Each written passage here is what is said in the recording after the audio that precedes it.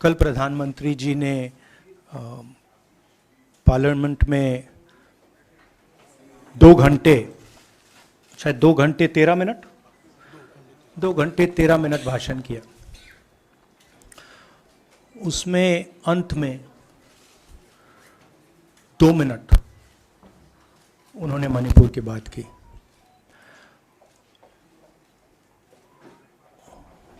मणिपुर में महीनों से आग लगी हुई है, लोग मारे जा रहे हैं, बलात्कार हो रहा है, बच्चों को मारा जा रहा है।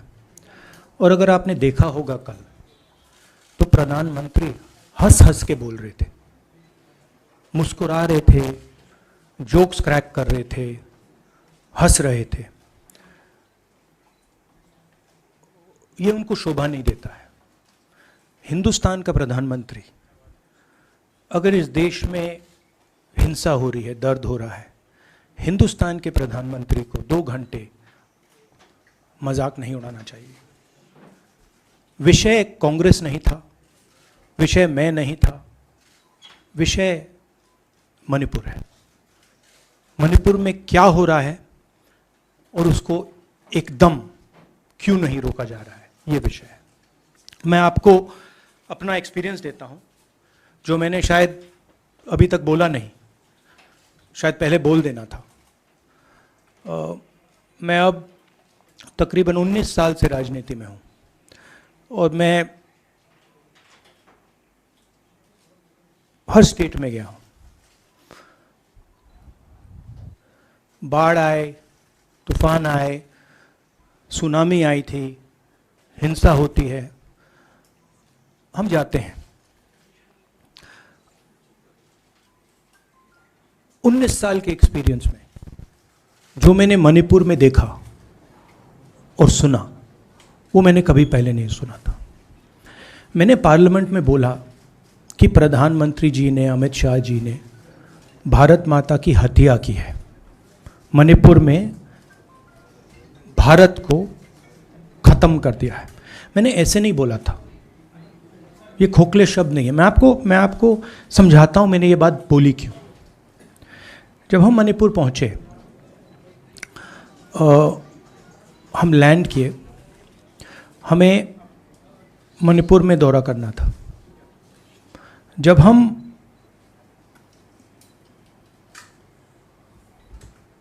मेते एरिया में गए, हमें साफ कहा गया था कि अगर आपकी सिक्योरिटी डिटेल में कोई भी कुकी होगा, उसको आप यहां मत लाइए क्योंकि हम उसको मार देंगे।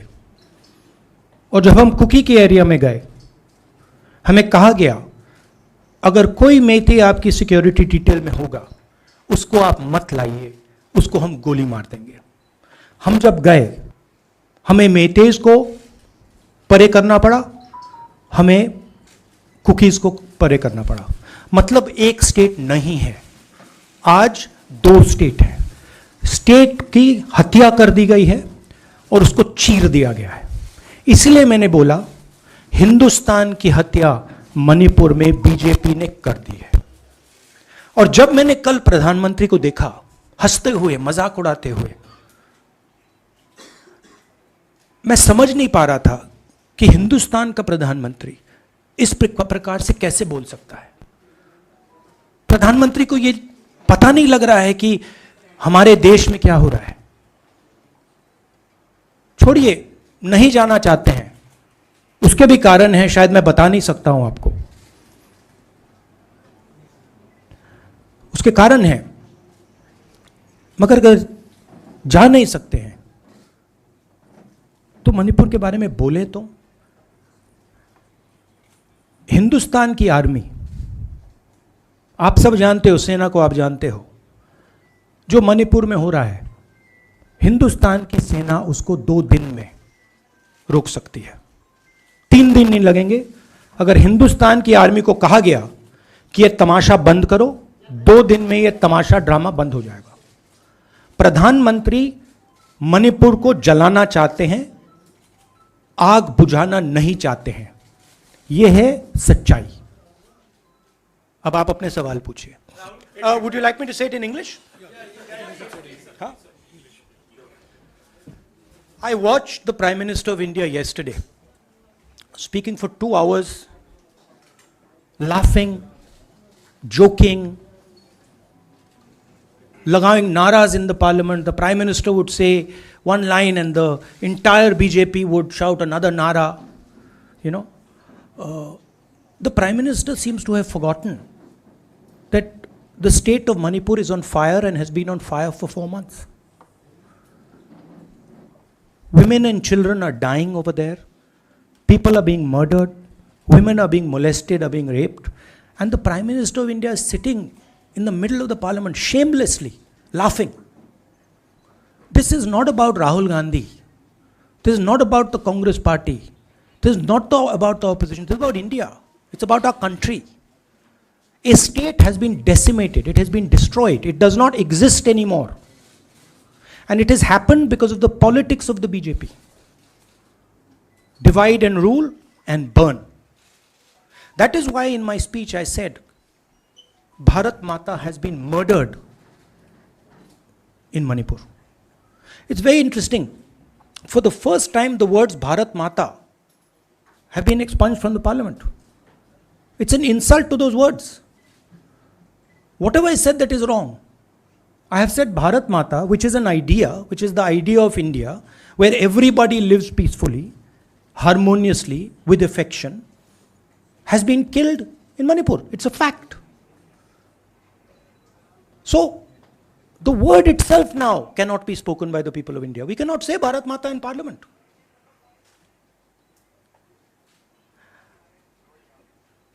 I want to tell you about my own personal experience of Manipur. I've spoken to you about, I spoke in parliament about the women I met, the pain I heard, but I want to tell you why I said India has been murdered in Manipur. And I said it because Manipur no longer exists as a state. A state requires control. A state requires authority. That is disappeared in Manipur. It does not exist. And I saw this with my own eyes. When we went to Manipur, when we went to the Meitei area, we were categorically told that please ensure, we want you to come, we love you, but please ensure that if there are any cookies in your security detail, they do not come into our area or we will shoot them. When I went into the cookie area, we were told the same thing. We love you, we want you to come. But please make sure, if there are any Meiteis in your security detail, we will shoot them. Do not bring them here. Before going to the Meitei area, we had to remove all cookies from our security detail. Before going to the cookie area, we had to remove all Meiteis from our security detail. When we went there, the security forces, central security forces, told us we have never seen anything like this. We were told it is completely outside our control. Okay?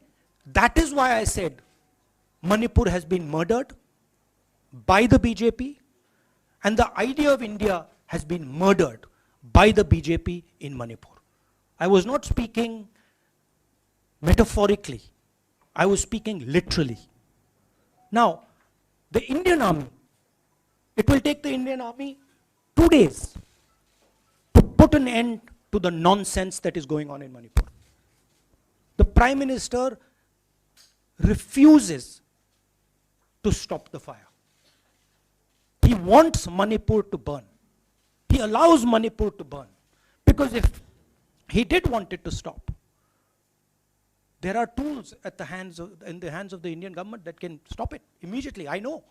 I have full faith in our army. I know. And every Indian citizen knows that if the Indian army is told, please put an end to this, it will stop immediately.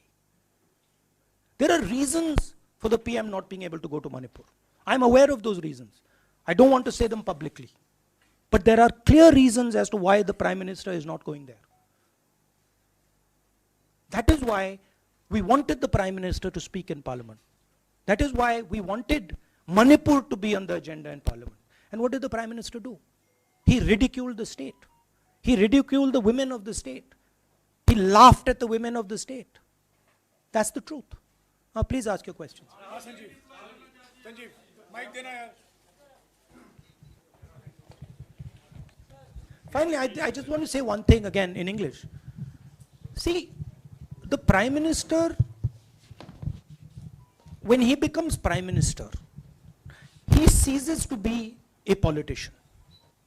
He becomes the representative of the voice of this country. The politics should be put aside. And the Prime Minister should speak not as a petty politician, as the leader of a political party, but the Prime Minister should speak with the weight of the Indian people behind him. And it's tragic to watch Mr. Narendra Modi. It's sad, because the Prime Minister does not understand what he actually is. He is our representative. He's my representative. He's all our representative. And watching the Prime Minister spend 2 hours talking about the Congress, talking about the opposition, making ridiculous remarks about the name, this really does not do justice to an Indian Prime Minister. I've seen Prime Ministers from the Congress party, I've seen Prime Ministers from the BJP, I've seen Mr. Vajpayee, I've seen Mr. Dev Gowda. None of them have ever done this. There's a complete misunderstanding in the mind of Narendra Modi ji about what the Prime Minister of India is. Rahul ji, you wanted the Prime Minister to speak in Parliament, and now that he's spoken, and you've said that he wants Manipur to continue to burn. So what is the Congress Party's next step to retrieve Manipur and save it? The only conclusion I can draw, because the Prime Minister has tools in his hand that can stamp out the fire in Manipur certainly within 3 or 4 days. But for some reason he is refusing to use those tools. Right? The Prime Minister could at least go to Manipur, talk to the communities, and say, I'm your Prime Minister. Let's start talking. It will be taken seriously. So I don't see any intention. Rahul ji कल ये भी प्रधानमंत्री ने अपने भाषण में कहा कि 2018 में ये लेके आए थे, 2023 में विश्वास प्रस्ताव लेके आए और 2023 में भी लाएंगे. तो एक तरीके से उन्होंने साफ तौर पर ये कह दिया कि मैं तो हमारी सरकार अगली बार भी बन रही है. एक पॉलिटिकल बात भी उन्होंने कही. तो आप उनके पूरे भाषण को आप ये कह रहे हैं कि वो पॉलिटिकल भाषण ज़्यादा था, मणिपुर पे बात बहुत कम थी. तो इसको कैसे देखते हैं? नहीं, भाषण हिंदुस्तान के बारे में नहीं था, भाषण नरेंद्र मोदी जी के बारे में था. वो अपनी राय, अपनी राजनीति, अपने एम्बिशंस वो आपको दे रहे थे. सवाल ये नहीं है कि नरेंद्र मोदी जी 24 में प्रधानमंत्री बनेंगे या नहीं. सवाल ये है कि मणिपुर जल रहा है, महिलाओं का बलात्कार हो रहा है, लोग मारे जा रहे हैं. सवाल ये है, अगर ये प्रधानमंत्री कहना चाहते हैं तो ये पब्लिक मीटिंग में कहें. मजाक बनाना चाहते हैं तो जब मणिपुर नहीं चल रहा है तो करें. बट प्रधानमंत्री को यह समझ आनी चाहिए, बात समझ आनी चाहिए कि पार्लियामेंट में जो चर्चा हो रही थी वो उनके बारे में नहीं थी, वो मणिपुर के बारे में थी. सर नमस्कार. कल प्रधानमंत्री ने बार बार कांग्रेस का नाम लिया और ये आरोप लगाया कि नॉर्थ ईस्ट और मणिपुर की सारी समस्याओं में कांग्रेस जिम्मेदार है. आप क्या जवाब देंगे? नहीं, अभी मैंने बोला ना, वही तो जवाब है. मुझे प्रधानमंत्री को जवाब देने की जरूरत नहीं है. मैं सिर्फ ये कह रहा हूं कि एक स्टेट की हत्या की गई है, भारत माता की हत्या कर दी गई है मणिपुर में. भारत माता की हत्या मणिपुर में कर दी गई और प्रधानमंत्री लोकसभा में मजाक उड़ा रहे हैं, हंस रहे हैं, नारे लगवा रहे हैं. मुझे क्या जवाब देने की जरूरत है? राहुल के लास्ट मेरा सवाल ये, एक मिनट मोहित, ऑर्डर से please. Mr. Gandhi, you waxed eloquent. Rahul, आपने बोला कि प्रधानमंत्री ने बोला सदन में कि गृह मंत्री अमित शाह ने विस्तार से जवाब दे दिया। अमित शाह साहब ये कहते हैं कि मणिपुर के सीएम को हटाने की जरूरत इसलिए नहीं है क्योंकि उन्होंने हमारी पूरी बात सुनी और वो कभी भी कोई हमने डीजीपी चेंज किया, डीजीपी चेंज कर दिया, उन्होंने जो भी प्रशासनिक व्यवस्था हम चेंज करना चाहते थे, इसलिए मणिपुर सीएम को हटाने की मणिपुर कोई सीएम, जरूरत नहीं। जब मैं मणिपुर गया, मणिपुर सीएम ने जो मणिपुर में हजारों वेपन्स जो लूटे गए, वो मणिपुर सीएम के नीचे ही हुआ। तो क्या अमित शाह चाहते थे कि ये हजारों वेपन्स लूटे जाएं?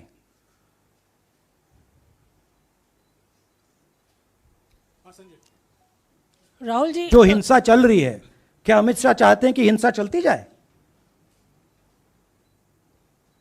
चीफ मिनिस्टर उसको रोक नहीं पा रहा है। अमित शाह जी कह रहे हैं कि भैया वो हमारी बात मान रहा है, तो क्या आप चाहते हैं कि मणिपुर चलता जाए? राहुल जी, एक संसद में एक नया ट्रेंड दिखाई दे रहा है कि कई सेशन से अपोजिशन के एमपीज या तो सस्पेंड हो रहे हैं या डिस्क्वालीफाई हो रहे हैं, या एक सेशन से ज़्यादा ये अपोजिशन के एमपीज का जो प्रिविलेज मोशन या प्रिविलेज रूल्स के तहत जो डिस्क्वालिफिकेशन हो रहा है या सस्पेंशन हो रहा है, इसका जो ट्रेंड बढ़ रहा है, इसको आप लोग कैसे एड्रेस करेंगे? आप देखिए, एमपीज को निकालें, वापस डालें, हमारा काम बदलता नहीं है। हमारा लक्ष्य जो मणिपुर में हो रहा है उसको रुकवाने का है। जो भी औजार हमारे हाथों में है, उस हिंसा को रुकवाने के लिए उनका हम प्रयोग कर रहे हैं और करेंगे।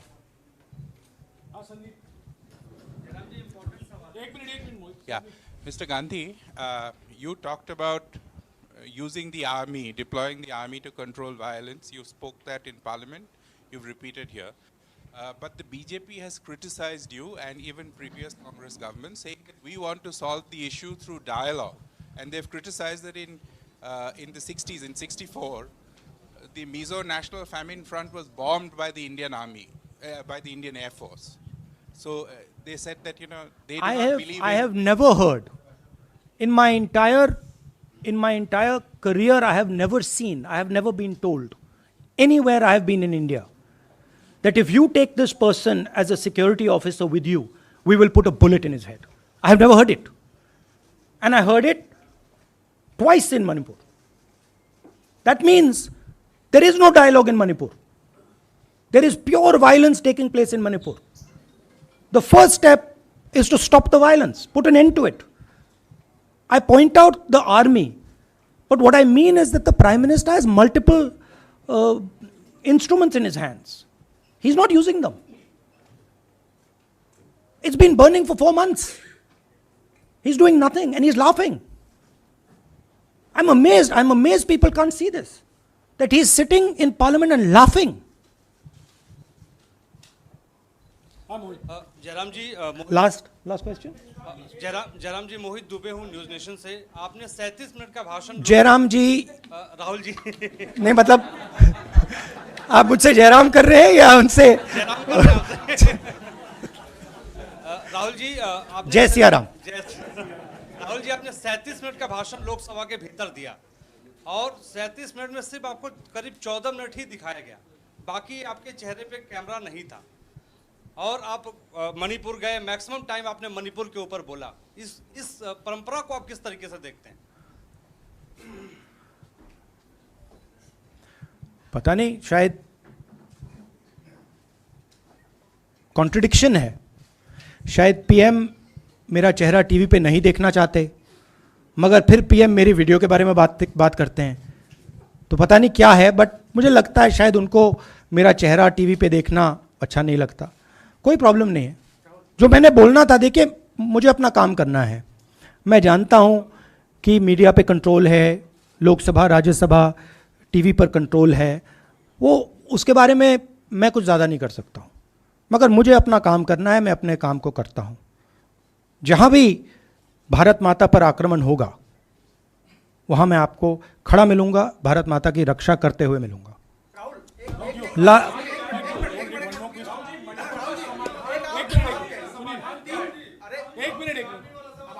Huh. Okay, last question, brother. The Supreme Court has already said what it has in terms of a constitutional breakdown, as well as now, you are asking for the army. Do you believe that Article 356 is the only way out? Or I'm not asking for anything. Please don't misunderstand.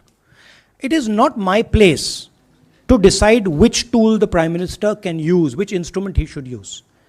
I am pointing out that there are multiple instruments that the Prime Minister has at his disposal, and he is not using a single one. I'm pointing out that Manipur has been burning now for 4 months, and the Prime Minister is in a very good mood. He's sitting in Parliament, he's laughing, he's joking, his entire cabinet is in giggles. This to me seems completely insane. This has got to stop. India is burning in Manipur. The idea of India has been destroyed in Manipur. Let's rebuild it quickly. Thank you.